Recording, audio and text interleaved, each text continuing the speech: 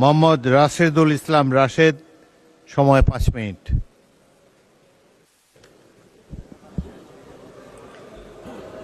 আলহামদুলিল্লাহি রাব্বিল আলামিন, আসসালাতু ওয়াসসালামু আলা রাসূলিহিল আমিন ওয়া আলা আলিহি ওয়া আসহাবিহি আজমাইন।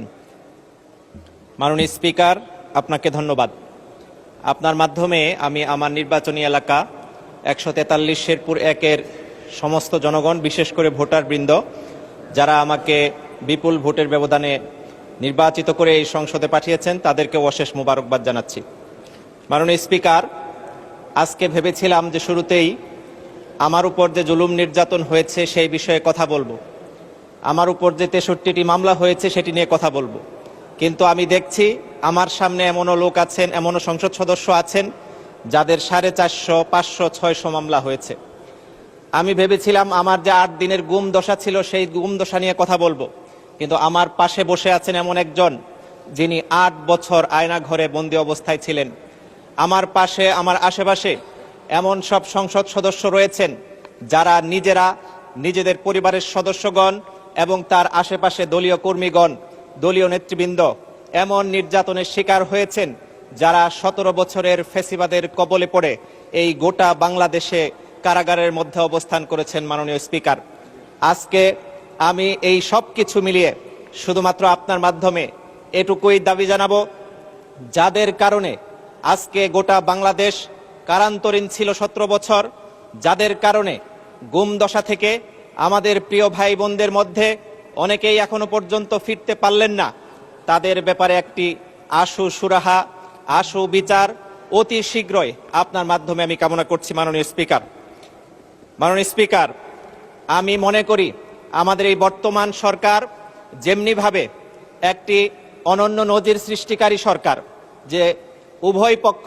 আজকে ট্রেজারি বেঞ্চ এবং বিরোধী দল উভয় পক্ষ আমাদের এই দেশের কল্যাণার্থে কাজ করার জন্য শপথ নিয়েছে, কিন্তু আমরা দেখছি বিগত ফ্যাসিবাদী আমলের যে চেতনা, যে চিন্তাধারাকে সামনে রেখে আমরা দুঃখ পেয়েছি, কষ্ট পেয়েছি, এই সব নতুন করে আবার আয়োজনের জন্য উদ্যোগ নেওয়া হচ্ছে।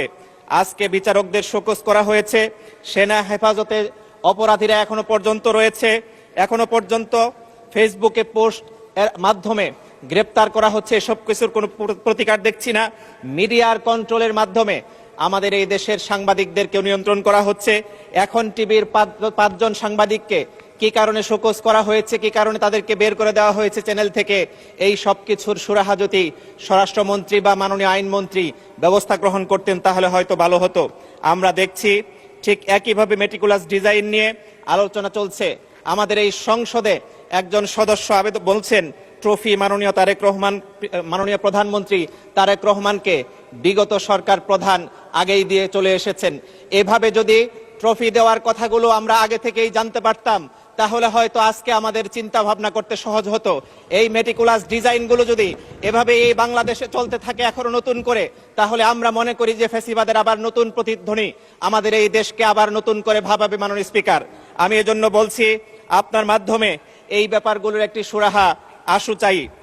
মাননীয় স্পিকার, আধিপত্যবাদ বিরোধী অবস্থান নিয়ে যদি আমাদের এই সংসদ ট্রেজারি বেঞ্চ কথা বলতো তাহলে আমরা বেশি খুশি হতাম। অতি দ্রুত যদি সীমান্ত হত্যা বন্ধ করা না হয়, যদি এই সব কিছুর রূপরেখা নিয়ে আলোচনা করা না হয়, আমরা যদি এই সব কিছু থেকে বের হওয়ার জন্য নতুন কোনো উদ্যোগ না নিতে পারি, তাহলে আধিপত্যবাদ আবার আমাদের এই দেশে চেপে বসতে পারে। এটা আমাদের জন্য খুবই দুঃখজনক হবে। মাননীয় স্পিকার, চলমান সংকট নিরসনে আমাদের বিরোধী দলীয় নেতার পক্ষ থেকে বেশ কয়েকবার দাবি তোলা হয়েছে, আবেদন করা হয়েছে, এমনকি কমিটি করা হোক, বসার জন্য বিভিন্ন স্টেককে সাথে নিয়ে আলোচনার জন্য পরিবেশ তৈরি করা হোক। এই বিষয়গুলো বারবার বলার পরেও এখনো পর্যন্ত আমরা কিন্তু কোনো উদ্যোগ দেখছি না। অথচ তেল সমস্যায় আমি আমার নিজের গাড়ি পর্যন্ত কনভার্সনের দিকে চলে যেতে বাধ্য হচ্ছি। মাননীয় স্পিকার, আমি এজন্য সকলের প্রতি আবেদন রাখছি, ট্রেজারি বেঞ্চ এবং আমরা যারা বিরোধী পক্ষ আছি উভয়কে নিয়ে একটি সমন্বিত আলোচনার পরিবেশ তৈরি করা হোক। মাননীয় স্পিকার, বিভিন্ন জন বিভিন্নভাবে, কেউ এলাকা, কেউ আপনার সাথে পার্সোনাল সম্পর্ক, নানানভাবে সময় বেশি নিয়েছেন। আমি কোনভাবে নিব জানি না, তবে আমার অবহেলিত এলাকা শেরপুরের জন্য কিছু কথা বলতে চাই। এজন্য যদি আমাকে কিছু সময় একটু বাড়ি দেওয়া হয় আপনার প্রতি কৃতজ্ঞ থাকব।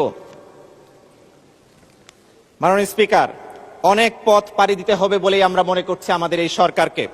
আমরা অনেক কিছু সংস্কার করব বলে ভাবছিলাম, ঢেলে সাজাতে হবে বলে ভাবছি। পাচারকৃত টাকা ফেরত আনতে হবে, ফ্যাসিবাদের বিচার করতে হবে। সাগর রুনি সহ বিগত দিনে অনেকগুলো মামলা আমাদের সামনে এখনো পর্যন্ত আছে। মিটফোর্ডে ব্যবসায়ী সোহাগকে পাথর মেরে হত্যা করা হয়েছে, সেই সব কিছুর বিচারও কিন্তু আমাদের করতে হবে। আমাদের এরকম অনেকগুলো সংকটকে যদি আমরা এখনো অ্যাড্রেস করে সামনের দিকে আগাতে না পারি, তাহলে আমাদের এই দেশ আবারও পিছিয়ে পড়া দেশই থেকে যাবে। মাননীয় স্পিকার, আমি আমার প্রিয় শেরপুরের জন্য শুধু এটুকুই বলবো, যেখানকার 70 ভাগেরও বেশি রাস্তা কাঁচা, হাসপাতাল আছে কিন্তু বেড সংখ্যার চেয়ে অনেক বেশি রোগী উপস্থিত হচ্ছে, চিকিৎসা নেওয়ার জন্য প্রতিদিন মানুষ এসে ফিরে যাচ্ছে। রেল লাইন নাই, মানসম্মত পৌরসভা নাই, বিশ্ববিদ্যালয় নাই, মেডিকেল কলেজ নাই, কলেজ আছে সব বিভাগ নাই, বিভাগ থাকলেও মাস্টার্স নাই, স্কুল মাদ্রাসার অপর্যাপ্ততা আছে, ইবতেদায়ী মাদ্রাসাগুলো ধুঁকছে। এমত অবস্থায় ব্রিজ কালভার্টের কথা কতটুকুই বা বলবো। মাননীয় স্পিকার, এই সব কিছু মিলিয়ে আমি আপনার কাছে দাবি জানাচ্ছি, আমার অবহেলিত শেরপুরের দিকে একটু বিশেষ নজর দিবেন।